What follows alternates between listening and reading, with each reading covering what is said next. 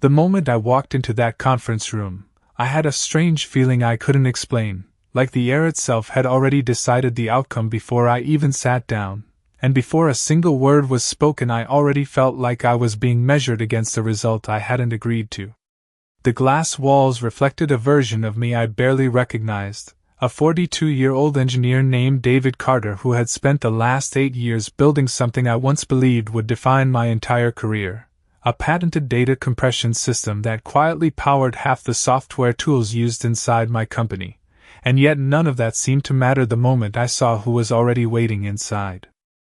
Emily Carter was there, my wife of 10 years, sitting perfectly still with her hands folded like this was just another routine business meeting. But her eyes didn't meet mine the way they used to, they moved past me like I was a formality rather than a person, and beside her stood Michael Reeves, someone I once knew back in college. Someone who used to ask questions about code and ambition like they were both temporary problems waiting to be solved. He looked more confident now, dressed in a tailored suit that probably cost more than my first annual bonus, and when he smiled at me it wasn't warm, it was procedural, like I was already part of a conversation that had been finished without me. A man from legal slid a document across the table and said it was a standard assignment transfer, just a formality, just a signature, just a step that would help streamline innovation ownership within the company. But the words felt too smooth, too rehearsed, like they had been practiced enough times to remove any trace of uncertainty. I glanced at Emily expecting even a flicker of hesitation, but there was none. Only a calm patience that didn't belong to someone who had once promised to stand beside me in every decision that mattered. Michael leaned forward slightly and said something about expanding opportunities, about taking my work to the next level. But the way he said it made it sound like the work had never truly been mine to begin with. I remember the sound of the pen clicking open in my hand, slow and deliberate, like the room itself was waiting for me to accept a version of reality I hadn't agreed to build. Outside the glass walls, the city moved on as usual, commuters crossing intersections, coffee cups in hand, unaware that inside this room a single signature was being treated like a conclusion rather than a choice. And that was when it happened, a small detail I almost missed, a question Michael asked casually while glancing at the top page of the document, something about the original encryption logic and who had finalized the ownership clause. But the way he phrased it didn't match the technical truth I knew better than anyone in that room, and for the first time since I sat down, I realized this meeting wasn't about transferring a patent at all. It was about something I hadn't been told I was already losing. For a brief moment after that question was asked, the room did not feel like a conference space anymore, it felt like a paused system waiting for input, and I noticed how everyone else seemed unaware of the shift that had just occurred in my mind. The lawyer continued speaking, but his words had turned into background noise, something procedural and distant, while my attention stayed locked on Michael Reeves, who was now casually flipping through the document, as if he already understood every line better than anyone else in the room. Emily still did not look at me, and that silence from her carried more weight than anything that had been said out loud so far. I leaned back slightly in my chair, not reacting, not interrupting, because over the years I had learned that the most important information rarely comes from what people are willing to say directly, but from the moments they forget to stay consistent. Michael repeated his question in a softer tone, almost like clarification, asking again about the original encryption logic ownership clause, specifically how the intellectual property had been structured at the earliest stage of development, and I noticed the subtle hesitation in the way the lawyer adjusted his glasses before responding, as if the answer required more precision than he had prepared for. That was the first crack, small but visible. My mind moved backward without permission, not to emotion but to structure, to the early days when the system had been nothing more than code running on a personal workstation in my home office, long before any corporate involvement, long before Emily had ever shown interest in the technical side of my work beyond polite curiosity. I remembered late nights, documentation I had personally written, timestamps saved on isolated drives, and conversations with myself more than with anyone else about how the architecture should be protected before it was ever exposed to a corporate environment. The memory did not feel nostalgic, it felt procedural, like reviewing logs. Michael leaned back now, watching me instead of the paper, as if waiting for a reaction that would confirm or deny something unspoken, and I realized then that this meeting was not about convincing me to sign anything, it was about confirming whether I still believed I had control over what I had created. Emily finally spoke, her voice calm and measured, saying that everything had already been reviewed by the legal department and that the transfer was in everyone's best interests, but the phrase everyone's best interest sounded carefully selected, not naturally earned. I nodded slightly, not agreeing, not refusing, just acknowledging the statement the way one acknowledges whether that is about to change. Inside my jacket pocket, my phone vibrated once, and without looking I knew it was a notification from the secure archive server I had set up years ago, a system I rarely accessed anymore but never disconnected, and in that moment I understood something important was already in motion outside this room. Michael asked one final question, this time not about the company but about me, specifically whether I had ever assigned full ownership rights of the core algorithm to any external party at any stage of development, and as the question landed in the silence, I realized this was not a negotiation at all, it was a test, and someone in this room had already decided what the answer was supposed to be. For a moment after that final question was asked, I noticed the atmosphere in the room change in a way that was almost imperceptible, like a system clock drifting out of sync, and I realized that everyone was waiting for my answer not because they expected honesty, but because they believed the outcome had already been resolved elsewhere. I looked at Michael Reeves again, this time more carefully, and I could see the confidence in his posture was not random, it was built on assumption, the kind of assumption people carry when they believe they already own the narrative of a situation. Emily remained still, but her silence now felt different, less like neutrality and more like distance, as if she had already mentally stepped beyond the outcome of this meeting. The lawyer cleared his throat and repeated the question in a more formal tone, asking whether any assignment of intellectual property rights had ever been executed outside of corporate documentation, and the phrasing itself revealed something important, that the conversation was no longer about intent but about documentation gaps. I let the silence stretch for a few seconds longer than necessary, not out of hesitation, but because silence often forces people to reveal more than words ever could. My mind moved again through the timeline of my work, not emotionally but structurally, tracing back every stage where ownership boundaries had been defined, revised, or deliberately left undefined. I remembered the first prototype phase clearly, the period when the system was still experimental and entirely under my personal control, developed on isolated infrastructure with no external integration, no shared repositories, and no collaborative access beyond my own credentials. That detail mattered more than anything in this room seemed to acknowledge. Michael leaned forward slightly and said that most early-stage engineers informally share credit with collaborators, as if trying to normalize ambiguity, but I immediately recognized that statement as a strategic framing rather than a technical truth. Emily finally shifted in her seat, adjusting her posture in a way that suggested impatience rather than concern, and she added that I had always been overly cautious about formal documentation, as if that caution itself was now being reinterpreted as a weakness. I watched both of them carefully, and for the first time I noticed the alignment between their language, subtle but consistent, as if they were operating from the same set of assumptions about what I had or had not secured legally. My phone vibrated again inside my pocket, and this time I allowed myself to glance at it briefly, seeing a single-line notification from the secure archive confirming an external access attempt had been logged within the last few minutes, originating from a corporate network node tied directly to this building. I did not react outwardly, but internally the structure of the situation began to clarify, not as confusion, but as confirmation of a pattern I had not fully named until now.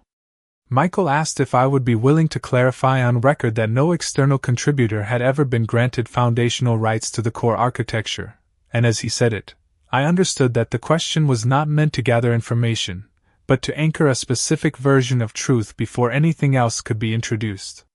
I slowly placed my hand on the table, not signing, not refusing, simply pausing the moment in place, and I realized that whatever had brought all of us into this room had already moved beyond discussion and into something far more deliberate, something that had been structured long before I ever walked through the door. My hand remained resting on the table, steady and unmoving, while the room seemed to tighten around the silence I had created, and in that silence I could feel every person waiting for me to either confirm their assumption or break under the pressure they had carefully arranged. The lawyer adjusted the stack of documents again, sliding the top page forward as if physical motion could replace missing certainty, and Michael Reeves maintained eye contact that no longer felt curious but corrective, as if he was trying to guide me toward an answer that had already been decided elsewhere. Emily Carter finally spoke again, her tone measured but less patient than before, suggesting that prolonged hesitation would only complicate a straightforward administrative process, yet the word straightforward no longer matched anything happening in the room. My attention remained divided between the conversation and the subtle vibration I had felt earlier, because the system I had built years ago was not passive infrastructure. It was a controlled environment designed to detect, log, and respond to unauthorized access attempts in real time. And what I had seen on my phone was not just a notification but a confirmation that someone inside this building had triggered a direct query against the protected archive node. I did not react externally, but internally I mapped the access route, and the pattern was unmistakable, originating from a corporate network segment that should never have had proximity to that system under any approved configuration. Michael leaned back slightly and asked if I needed additional time to review the assignment language, but the phrasing carried less patience now and more certainty that the outcome was already leaning in their direction. I slowly shifted my focus back to him and noticed something else, not in what he said, but in what he avoided saying, because he no longer referenced collaboration or shared development, only ownership, control, and transfer. Emily added that continuing delay could affect ongoing project timelines, and as she spoke I realized she was no longer speaking as my spouse but as a stakeholder in a process I had never formally agreed to. The lawyer cleared his throat and began to restate the terms again, but mid-sentence he paused, likely noticing the change in my expression, though I had not moved. At that moment I understood that what they were attempting was not a negotiation of rights, but a reconstruction of history, and that required consensus, not truth. My phone vibrated once more, this time longer, and I did not need to check it to know that the secure archive system had escalated the event to a higher containment state, meaning the access attempt had transitioned from passive query to active extraction protocol. The implications were immediate, because any attempt to pull core logic from that environment would trigger the secondary safeguard I had embedded years earlier, a silent override that did not announce itself but instead began executing predetermined ownership validation across all linked systems. Michael asked one final time, softer now, whether I could confirm that no external party had ever influenced foundational design decisions, and as the question settled in the air I finally understood why this meeting had been structured the way it had. Because the answer they expected was not a statement, it was a surrender. I looked at each of them slowly, one by one, and for the first time I allowed myself to acknowledge that the system they thought they were negotiating with had already stopped responding to permission long before I ever walked into the room.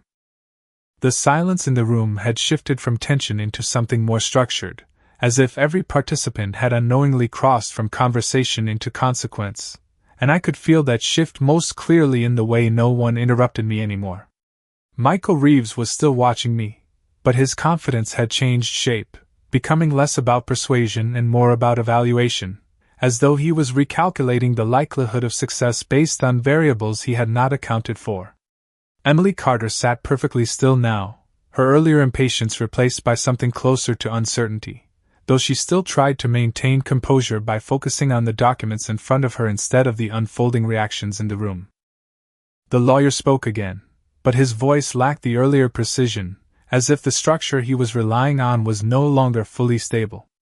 My attention remained divided, not between people, but between systems, because the second notification had already confirmed what the first had implied, and now I could see the full sequence forming in real time. The secure archive I had designed years ago was not simply a storage environment, it was an active verification network tied to cryptographic ownership layers that existed independently of any corporate infrastructure, and the moment the unauthorized access attempt escalated, It had begun executing a validation sequence that compared every external claim against original timestamp development records. Michael finally broke the silence by asking if I was intentionally avoiding confirmation, but his tone no longer carried authority, only pressure, and pressure only works when uncertainty still exists. I looked at him and realized that he no longer understood what was happening beneath the surface of this meeting, because the system he was trying to take control of was no longer operating at the level of human negotiation. Emily leaned slightly forward and asked what I had done, but the question itself revealed that she had begun to sense the gap between what she believed was possible and what was already in motion. I did not answer immediately, because at that exact moment my phone vibrated again, and this time the alert was not just a notification, it was a system status transition indicating that the core encryption module had initiated a full ownership verification broadcast across all linked corporate nodes associated with the patent filing. In practical terms, this meant every instance of the system that had been integrated into company infrastructure was now being checked against the original authorship ledger stored in the secure archive, and any mismatch between claimed ownership and verified origin would trigger an automatic suspension of access rights. The lawyer noticed my expression and paused mid-sentence, asking if there was an issue, but the issue was no longer in this room. Michael glanced at his phone briefly, and I could see the change in his face before he even spoke, because whatever he was seeing was not expected. Emily finally turned toward him, asking what was happening, but he did not answer immediately, and in that delay I understood that the system had already begun returning results they were not prepared for. I slowly placed my phone on the table, screen facing up, not to show them anything specific, but because hiding information was no longer relevant at this stage. The validation sequence had already started rewriting access permissions in real time, and the patent they believed was being transferred was simultaneously being reclassified at the system level as internally controlled intellectual property with exclusive origin rights. Michael stood slightly from his chair now, as if physical movement could interrupt digital consequences, and asked again what I had done, but this time his voice carried something closer to realization than control. I finally spoke, not to explain, but to confirm what the system had already decided, and in that moment I understood that the meeting was no longer about ownership at all, it was about who had been operating under a correct understanding of reality from the very beginning. The moment I finished speaking, the room did not respond the way people usually respond to uncertainty. There was no immediate argument or reassurance, only a slow unfolding of recognition that something outside their control had already begun to overwrite their assumptions. And I could see it most clearly in the way Michael Reeves no longer maintained eye contact with me but instead stared at his phone as if waiting for it to contradict reality. The lawyer tried to regain procedural authority by referencing standard corporate authorization protocols, but his voice lacked consistency, because the document in front of him was no longer the highest source of truth once the external verification sequence had started executing. Emily Carter finally reached for her phone, her movements more deliberate now, and as she looked at the screen I noticed a subtle shift in her expression, not shock, but recalibration, as if she was trying to reconcile what she believed the system was supposed to allow with what it was currently doing. Across the table, Michael spoke again, but this time his words were not directed at me. Instead he asked if anyone else was receiving the same system alert, and that question alone confirmed that the effect was not isolated but propagating through multiple corporate endpoints connected to the patent infrastructure. I remained seated, hands still on the table, because there was nothing to rush. The sequence had already moved beyond initiation and into enforcement. The secure archive had completed its first validation layer, cross-referencing original timestamp development logs against the corporate patent filing records, and the mismatch was not interpreted as ambiguity but as a structural violation of ownership continuity. In practical terms, this meant access privileges were no longer being debated, they were being actively reclassified in real time. Michael stood up slightly from his chair, then paused as another notification appeared on his device, and I could see the exact moment his confidence collapsed into calculation, because what he was reading was not informational, it was operational. The system had begun issuing automated notices to all integrated development environments stating that the core encryption module was reverting to verified origin control status pending legal review, effectively suspending derivative access until provenance was confirmed. Emily looked up from her screen and asked what I had done, but her tone had changed from accusation to uncertainty, as if she now understood that I was not the source of the event but simply the reference point for it. The lawyer attempted to interrupt the process verbally, stating that corporate filings held legal precedence, but as he spoke, Michael shook his head slightly and pointed at his phone, showing that the internal repository they relied on was already displaying restricted access flags.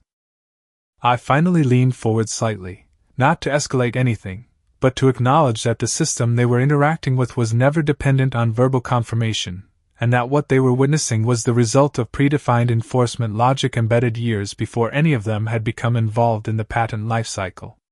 At that moment, Emily's expression changed again, not into anger, but into realization that extended beyond the room, because she understood that whatever narrative had been constructed around ownership was now being evaluated against something far less flexible than negotiation.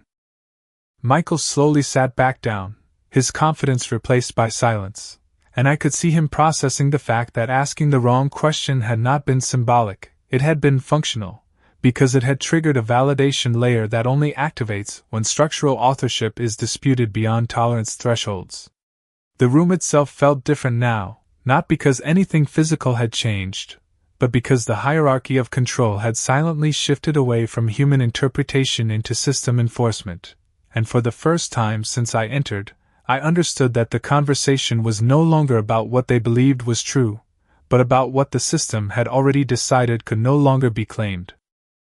The silence that followed was no longer the same kind of silence that existed before, because now it carried the weight of confirmation rather than confusion, and I could see that every person in the room had begun to understand, in their own way, that the system they thought they were controlling was now operating independently of their expectations.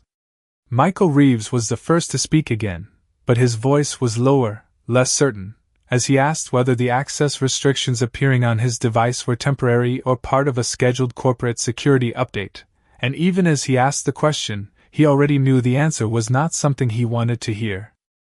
Emily Carter stared at her screen without speaking, her expression fixed on lines of text that were updating in real time, showing revoked permissions across multiple project layers tied directly to the patent infrastructure, and I could tell she was trying to find a logical explanation that still kept her inside the version of reality she had believed in when she walked into this room.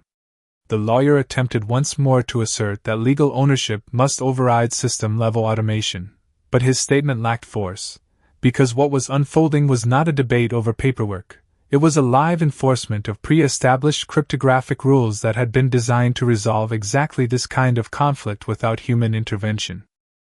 I remained still, observing rather than participating, because there was nothing left to argue at a verbal level. The system had already transitioned into its enforcement phase and was now broadcasting verified origin status updates to every connected environment that had ever interacted with the core architecture.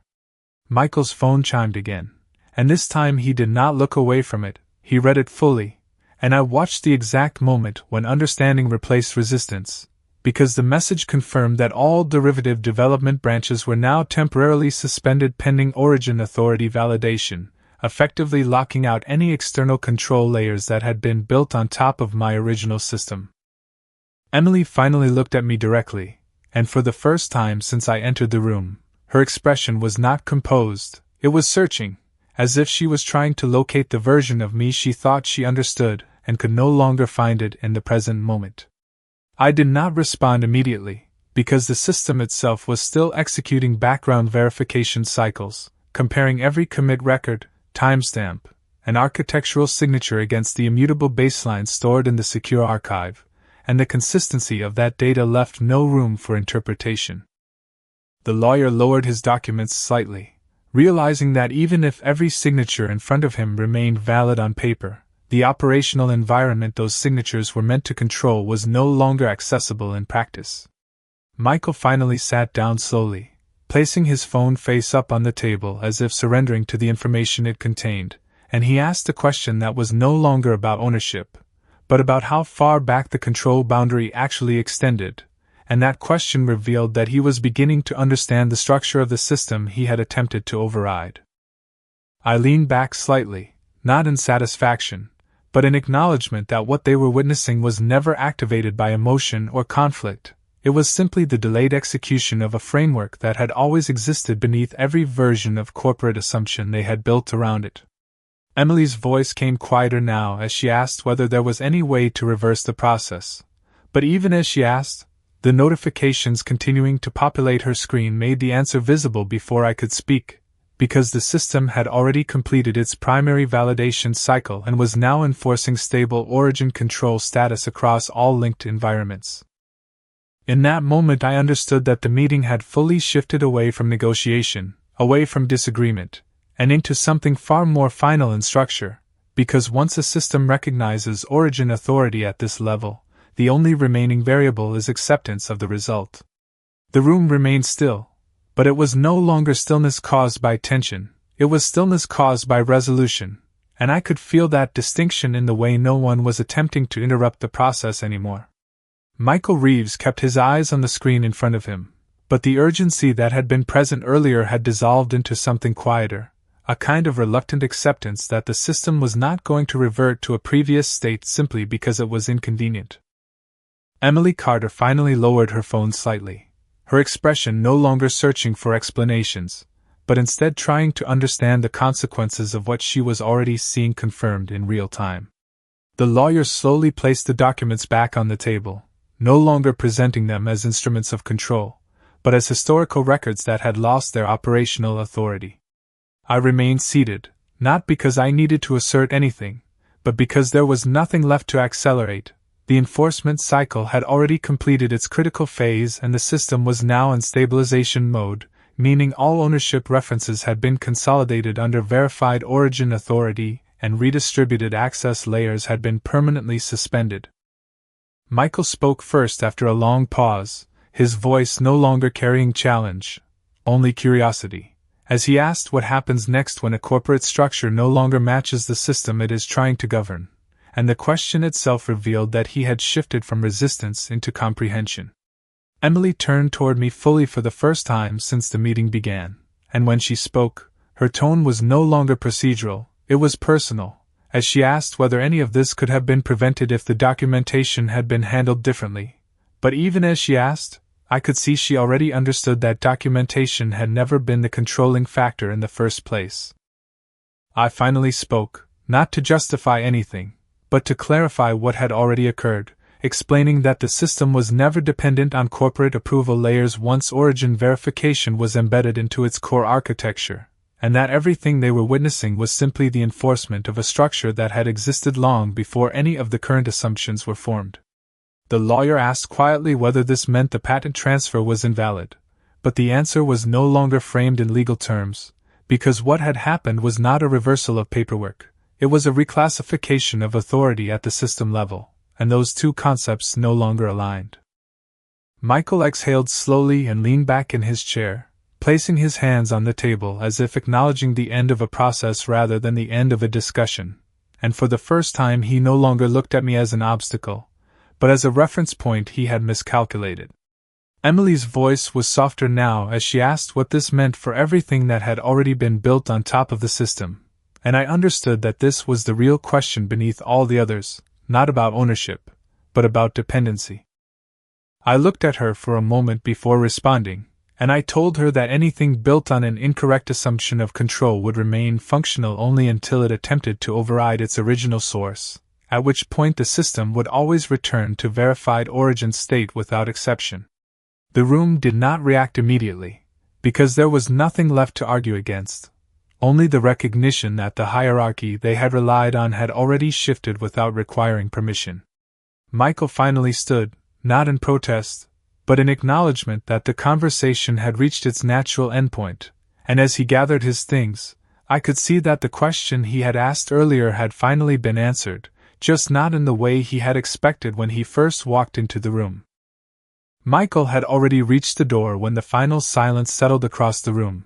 but he paused for a moment, as if recalibrating his understanding of everything that had just occurred, and in that pause I could see the last traces of resistance leaving his expression. Emily Carter remained seated, her hands resting near the documents that no longer represented authority, but history, and her gaze stayed fixed on nothing in particular, as if trying to reconcile the version of events she had expected with the one that had just been confirmed in real time. The lawyer slowly gathered the remaining papers, no longer presenting them with confidence, but with the careful restraint of someone handling records that had lost relevance. I stayed in my seat, not because there was anything left to observe operationally, but because I understood that the real transition had already completed, and what remained was only the human processing of a system outcome that could not be reversed through discussion. Michael finally turned back before exiting and asked one last question, not about ownership, not about procedure, but about whether I had anticipated this level of escalation when the architecture was first designed, and for the first time I allowed a brief moment of reflection before answering. I told him that the system was never designed for escalation, it was designed for verification, and that escalation only appeared when external assumptions exceeded the boundaries of verified origin control. Emily finally stood up slowly, her movements controlled but heavier now, and when she spoke, it was no longer about the patent or the documents, but about understanding how something so foundational could exist without being visible to those who believed they were operating it. I explained that most systems appear transparent only at the surface level, but the deeper structures are defined by origin integrity, not usage history, and once that integrity is challenged beyond tolerance, the system does not negotiate, it reverts. The lawyer asked quietly whether any of this could be appealed through legal channels. But even as he asked, he seemed to already know that legal interpretation and system enforcement were now operating in separate domains that no longer overlapped. Michael nodded once, not in agreement but in acknowledgement, and finally exited the room without another word, closing the door behind him in a way that felt less like departure and more like conclusion. Emily remained for a moment longer, looking at me as if searching for a version of explanation that still fit within familiar logic, but eventually she too looked away, not in defeat, but in recognition that the structure she had been interacting with was never what she assumed it was. I finally stood up once the room was empty, not because anything had changed at that exact moment, but because everything that needed to change had already completed its process long before silence returned, and as I walked out of the conference room, I understood that the system had not taken anything from anyone, it had simply confirmed what had always been true beneath every assumption that had been built on top of it.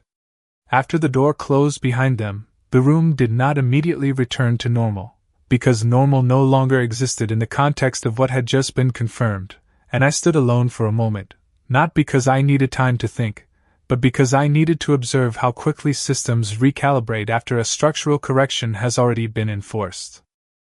The conference table still held the documents, but they no longer represented intent or negotiation, only residual artifacts of a process that had been overridden at a deeper level. I slowly walked back toward the window, looking out at the city below, where nothing visible had changed, and yet everything that mattered inside the networked environment had already shifted to a verified origin state that no longer depended on corporate interpretation. My phone remained in my hand, and for the first time since the process began, there were no new alerts, only a final status confirmation indicating that all derivative access layers had been fully suspended and locked pending permanent audit review. I did not feel urgency, because urgency belongs to systems that are still unresolved, and what I was seeing now was completion rather than conflict. Behind me, I could still hear faint movement from the hallway, the distant sound of people adjusting to information that had arrived faster than their internal frameworks could process. But I no longer needed to engage with any of it. The system I had designed years ago was now operating exactly as intended, not as a tool of control, but as a boundary condition that ensured origin truth could not be overwritten by assumption or authority layering. I remembered the early design phase briefly, not emotionally, but structurally, when the decision had been made to separate access from ownership validation, ensuring that no derivative claim could ever supersede cryptographic origin evidence once it had been established. That decision had seemed theoretical at the time, something that might never be triggered in a real corporate environment, but standing here now, I understood that every system eventually reaches the point where theory becomes enforcement. I turned back toward the table and saw my reflection faintly in the glass surface, and for a moment it felt less like I was observing a person and more like I was observing a role that had finally completed its function. The notifications on my device remained static now, indicating stabilization across all linked nodes, meaning the system had fully settled into its final verified configuration. There was no further escalation, no further reversal, only continuity under corrected parameters. I stepped away from the table and moved toward the exit, not because anything required me to leave, but because there was nothing left inside the room that could still change the outcome. As I reached the hallway, I could see distant movement of staff processing system alerts on their devices, but none of them looked toward me, because by that point the outcome was no longer centered on a person, it was centered on a verified structure that had already finalized its decision. I walked past them without interruption, understanding that what had happened was not an event to be reacted to, but a state change that would now propagate through every dependent layer of the system until all assumptions aligned with origin truth. And in that realization I understood that the meeting had never been the beginning of anything, it had simply been the moment when everything finally stopped pretending otherwise. By the time I reached the lower-level hallway, the building no longer felt like it was holding a single conversation about what had happened upstairs, but instead it felt like multiple parallel interpretations of the same event were already forming in real time, and I could see it in the way people avoided direct eye contact as I passed them. No one stopped me, not because I was ignored, but because interruption no longer made sense in a system that had already resolved its primary state. My phone remained steady in my hand, displaying the final stabilization log from the secure archive, confirming that origin authority had been fully established across all dependent environments, and that no additional override attempts were active.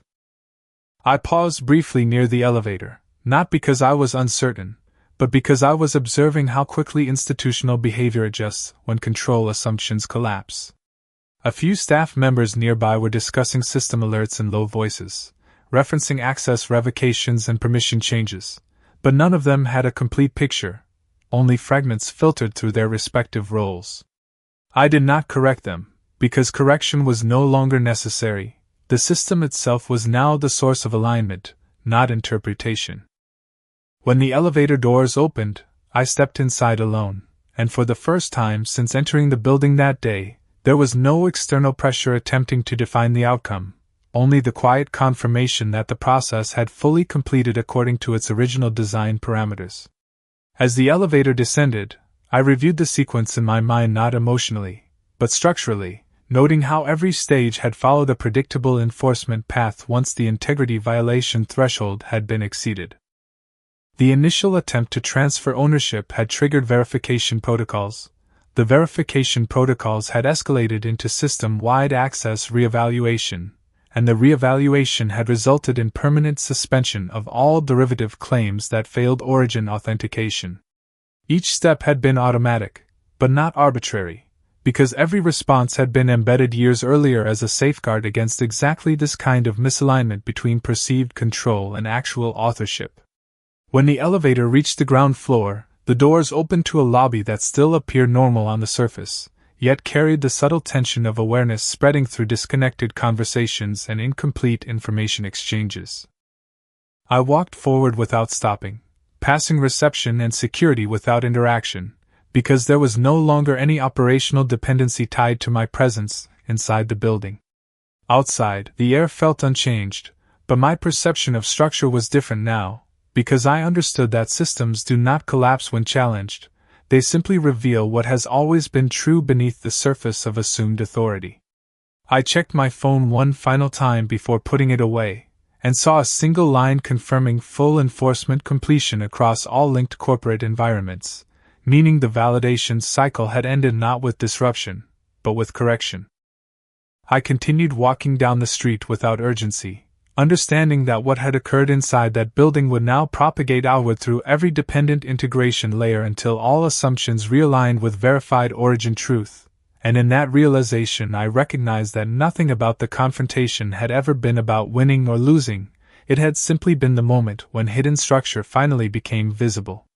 The city outside felt unchanged as I continued walking, but I no longer experienced it as the same environment I had entered earlier that morning, because my perception of structure had shifted from surface-level activity to underlying system behavior, and that shift made everything appear quieter, not because sound had decreased, but because interpretation had been removed from unnecessary layers. I stopped briefly near a pedestrian crossing, waiting for the signal to change, and as I stood there I reviewed the final system confirmation again, not out of uncertainty, but out of structured validation, seeing once more that all derivative access had been permanently suspended across every integrated environment tied to the patent infrastructure. There was no further escalation, no unresolved alerts, only a stable state indicator confirming origin authority had been fully established and locked into enforcement mode. I put my phone away and looked forward, noticing how people around me continued their routines without awareness of what had just occurred inside the corporate structure I had left behind. A few minutes later I reached a quieter section of the street, where traffic noise reduced slightly and the environment felt more consistent, and it was there that I allowed myself to slow down fully for the first time since leaving the building. My thoughts did not drift randomly, they followed a sequence, because what had happened was not emotional disruption, but procedural completion, and I needed no reinterpretation of it beyond its functional outcome. The system I had built years earlier had not been designed to respond to conflict in real-time negotiation terms. It had been designed to verify origin continuity against all external claims, and once that verification process completed, everything else became secondary to the result it produced. I remembered briefly the moment inside the conference room when the question had been asked incorrectly, not because the question itself was important, but because it triggered the underlying validation threshold that had been dormant until structural inconsistency was detected. That single misalignment between claimed ownership and verified origin had been enough to initiate a full system-wide correction cycle, and everything that followed was simply the execution of that logic chain.